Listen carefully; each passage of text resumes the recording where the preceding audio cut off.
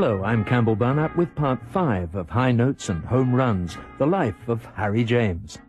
Last week we heard how Harry's ex-boss, Benny Goodman, invested financially in the trumpet virtuoso's new band, how a New Jersey singing talent called Frank Sinatra was discovered and hired, and how a cosmopolitan young gent called Dick Haymes came in to fill the crooning vacancy created by Sinatra's departure to the Tommy Dorsey Band.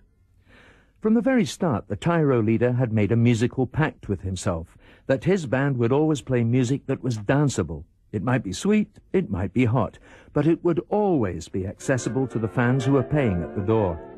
Although he was losing money alarmingly on tour in the first couple of years, Harry never stopped believing that he could turn things round. He had a dream, and of course he had a sound like no one else.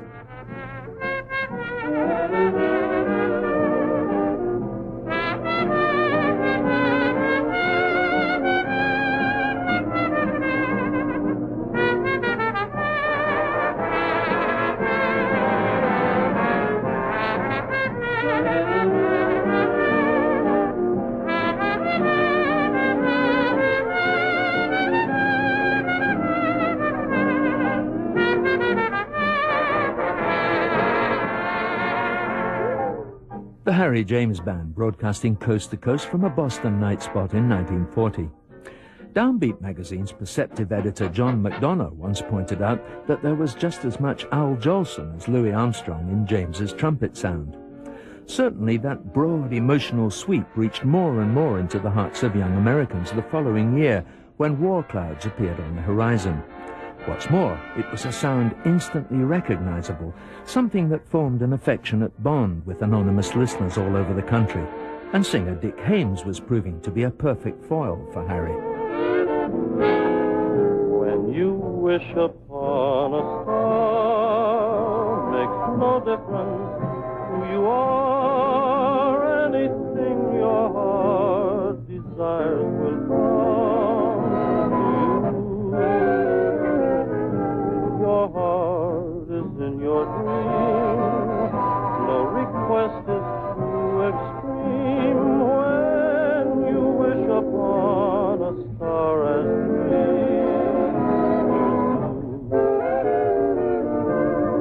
Fate is kind. She brings to those who love the sweet fulfillment of their secret longing. Bolt out of the blue, takes steps in and sees you through. When you wish upon a star, your dream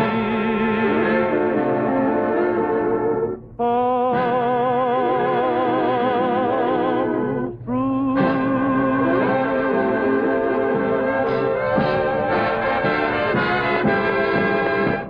Have you any particular hobby besides the trumpet and drums? Oh, yeah. Well, my favorite hobby is baseball. It is, huh? Yeah. Do you get to see many games? Quite a few. We're usually playing around in the bigger towns, the larger cities where the teams are, and we always go every time we get a chance. What advice, finally, would you give our listeners, Harry, who might want to get started in the band business and perhaps have a band of their own eventually? Well, I don't know. It's a pretty hard business because there are so many bands, especially nowadays. There are more bands than there ever has been. And it's really a pretty tough racket. I mean, it's pretty hard to get started. But I think anybody that's really got something on the ball, if you have anything really outstanding in music, I think you'll do all right. Because there's always room for something new. Well, that's mighty good advice, Harry, and thanks for giving it to all our 920 Club listeners. Harry, just turning 24 and taking care of promotional business on air. Soon he'd be proving that his radio advice actually worked. It was precisely through his ability to find something different, his constantly rotating mix of romantic ballads with strings, moving on to flashy test pieces for trumpet, and then on to hard-driving jump numbers. It was this varied musical menu which helped take him to the top. Oh, and of course, his good taste in singers, especially this one. All our friends keep knocking at the door. They've asked me out 100 times or more, but all I say is leave me in the gloom, and here I stay within my lonely room, 'cause I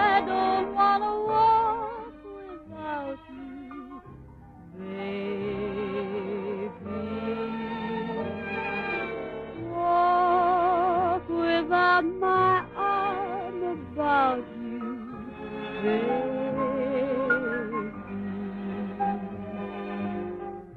I thought the day you left me behind,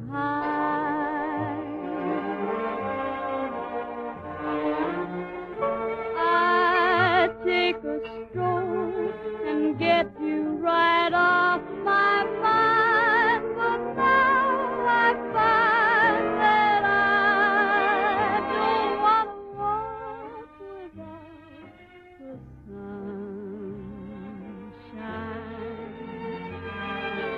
Why'd you have to turn off all that sunshine?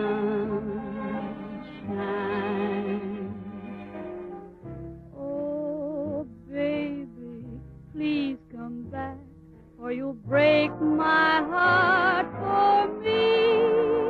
'Cause I don't want to walk without you, no,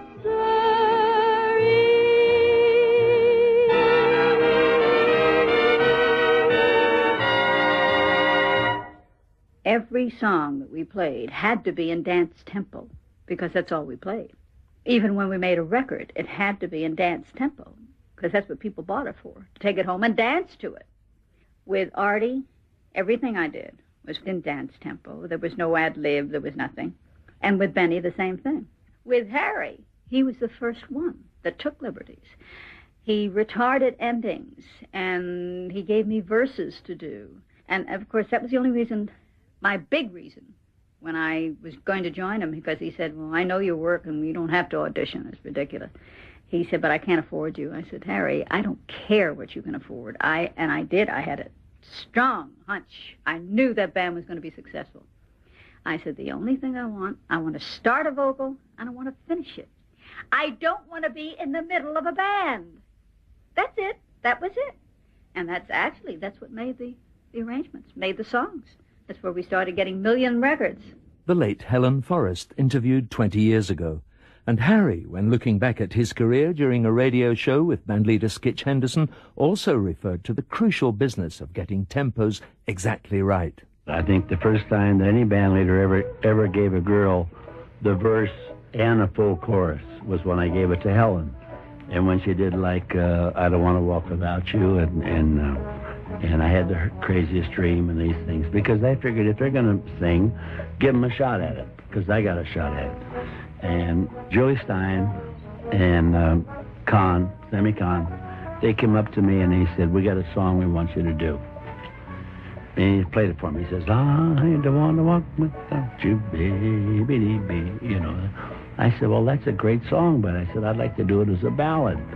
So Helen did it as a ballad, and it was fantastic, right? A giant hit. So now they came back, and he said, now we got another one. It's called, I've heard that song before. And he says, I've heard that song before. Well, I said, now that's the one we'll do in the other tempo. So we did that one. We just reversed both of their tempos, and they were both million sellers.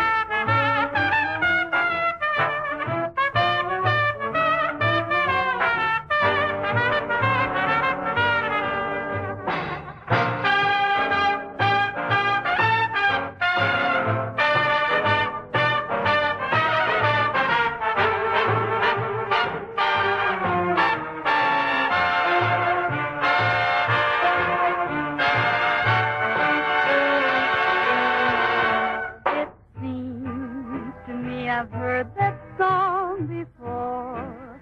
It's from an old familiar score. I know it well, that melody. melody. It's funny how a scene recalls a favorite dream, the dream that brought you so close to me. I know each word because I've heard that song before. The lyrics said, forevermore, forevermore, the memory. Please have them play it again, and I'll remember just when I've heard that lovely song before.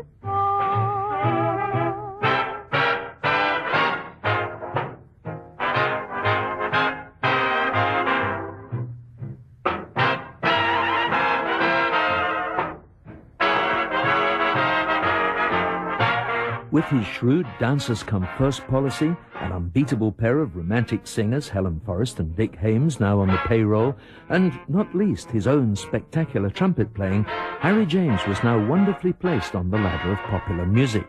What could possibly divert attention away from the fact that the young pretender looked set to become the new king of swing? Yesterday, December 7th, 1941, a date which will live in infamy.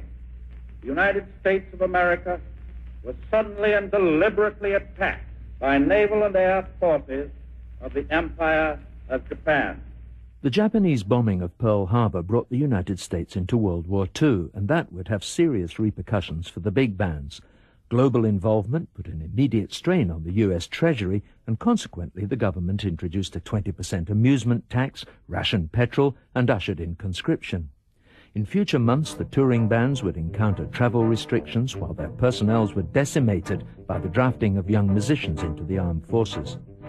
With the nation's husbands, young lovers, sons, and daughters all now facing the possibility of danger and even death, an emotionally vulnerable public turned more and more towards sweet and romantic music.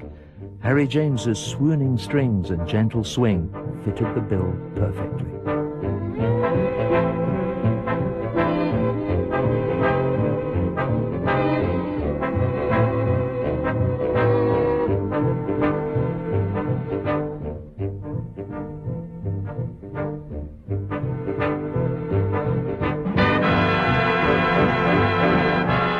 I was with Harry one time when he was at Roseland Ballroom, and to show you what a great, prognosticator I was, Harry said, you know what I'm going to do? I'm going to add a string section. And I said, if you do, you're out of your mind. And so he added a string section, just a small one, and recorded You Made Me Love You, his biggest hit of all time. And of course, Harry would say to me, no strings, huh? You really know what you're talking about, Simon. Don't ever try to manage my band. I tell you what the strings did. They lost the intimacy, the me-to-you feeling that you got from bands, from just a band of saxes and brass and rhythm section. The strings seem to get in the way. It seemed to be sort of, hey, here's a picture frame, but an ornate picture frame which is taking away from the picture.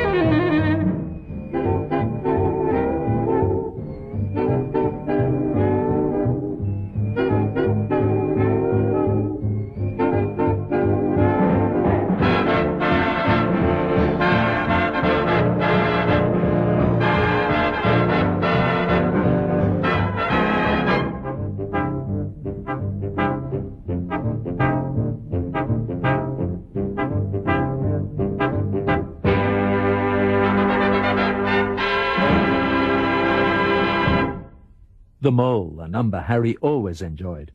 And we heard the voice of his longtime admirer, George T. Simon of Metronome magazine. Mr. Simon may not have enjoyed the mix of strings and swing, but the general public loved it. Harry's recording of You Made Me Love You had been cut in the early summer of 1941, but it wasn't until the end of the year that he realized he had a hit on his hands. The record had been receiving some favorable attention from a radio DJ on a show called Make Believe Ballroom. We get to the Brooklyn Paramount, and we didn't know what was happening or anything else, and so we drive up after traveling all night. We get there by 8 o'clock in the morning.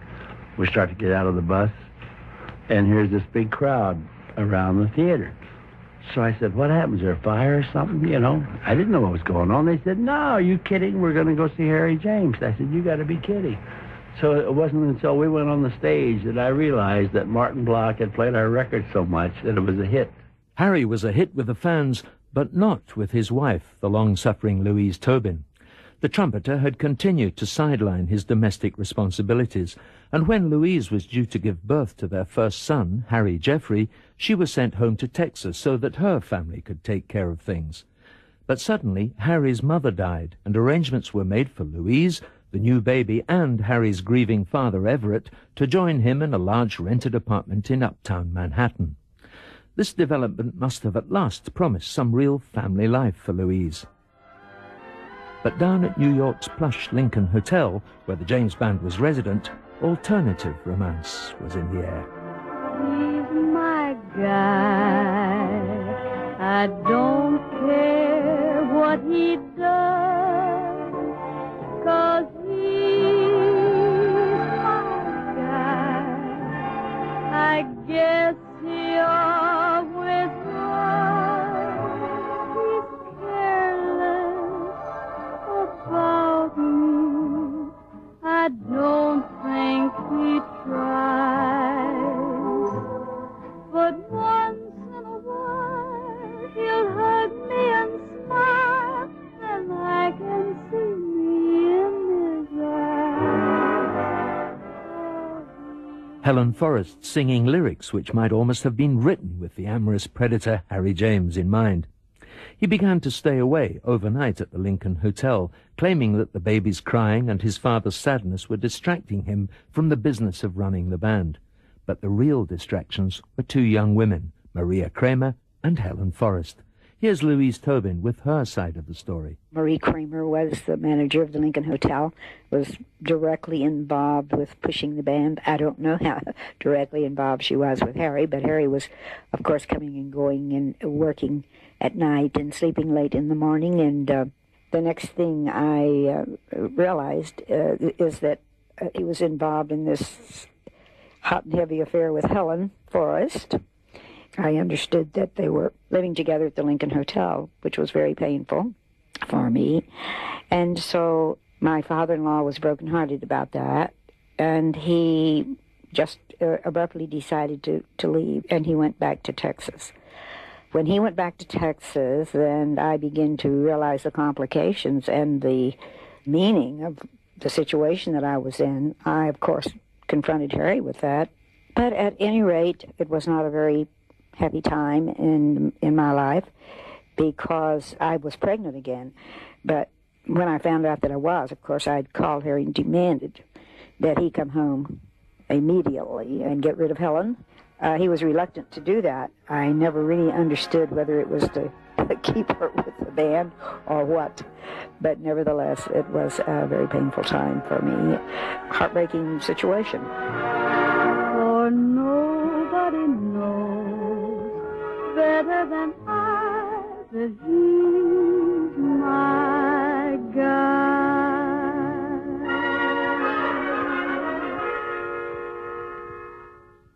A very complicated social life was the inevitable result of Harry's cavalier attitude towards women.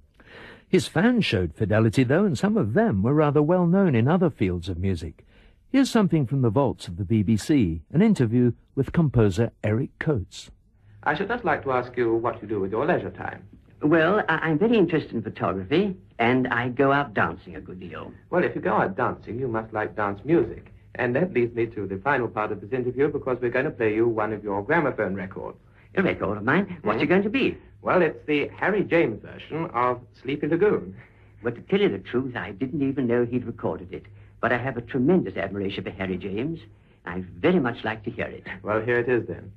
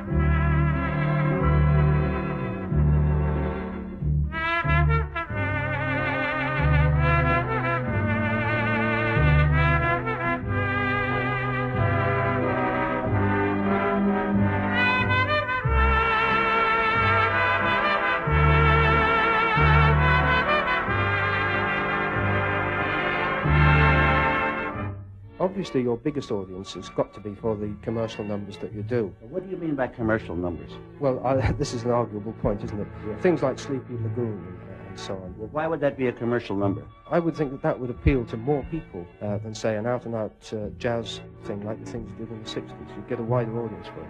Well, that would depend on for whom you're playing it. If we're in a jazz place and we're playing for a jazz audience, I'm pretty sure that some of the jazz things we do would be a lot more popular than Sleepy Lagoon.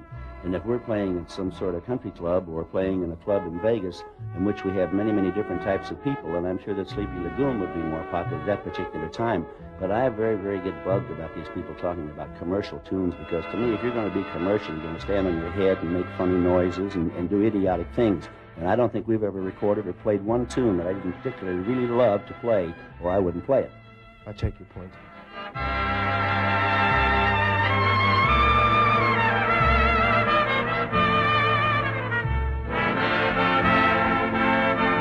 English jazz writer and broadcaster Steve Vos in 1970 finding Mr. James just a little bit touchy on the subject of commercialism. And perhaps Steve was wise not to mention the wholesale lifting of a passage from Ravel's Daphnis and Chloe for the introduction to Harry's recording of Sleepy Lagoon. There were other records which the jazz purists detested. This one, for instance.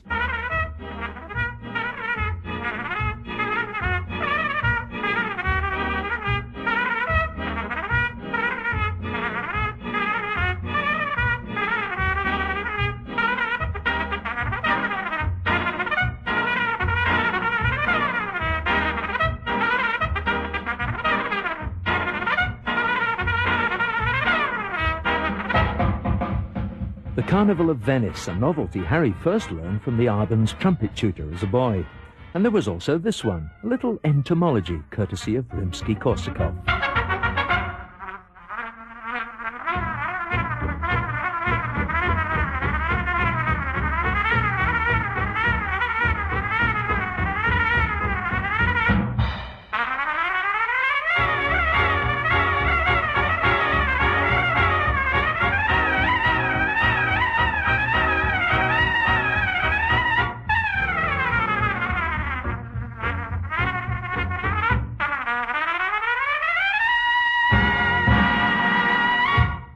Flamboyant showstoppers like Carnival of Venice and Flight of the Bumblebee dismayed the purists, but James had been trained as an entertainer from infancy in the circus, and he sensed the commercial potential of his diverse talents. Ambitious and super-confident about all things musical, he sensed perhaps that his Achilles' heel was administration.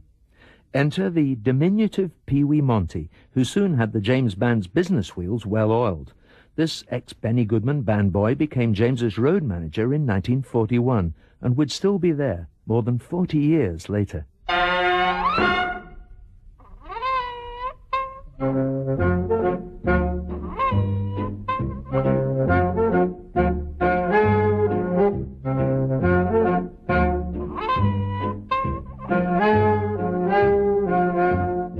As his profile grew, the Hollywood moguls began to notice the tall Texan with the dark wavy hair, brilliant blue eyes and shining trumpet. Dollar bills rolled before their eyes, and soon Harry was on his way to the West Coast. Here's our own movie buff, Dick Vosborough. He was far more photogenic than most of the band leaders at the time. Also, he could handle lines more naturally than most band leaders. And, when you think of people like Sammy Kaye, who made very few movies because when they gave him lines, he was so wooden, it looked as if he was suffering from Dutch elm disease. Goodman was a little uncomfortable in front of the cameras. Artie Shaw was a surprise. Artie Shaw, the most extrovert person in real life, looked miserably uncomfortable the few times that he spoke in a movie like Second Chorus. And especially the glamour that Harry James developed after his marriage to Betty Grable. He had even more star luster suddenly.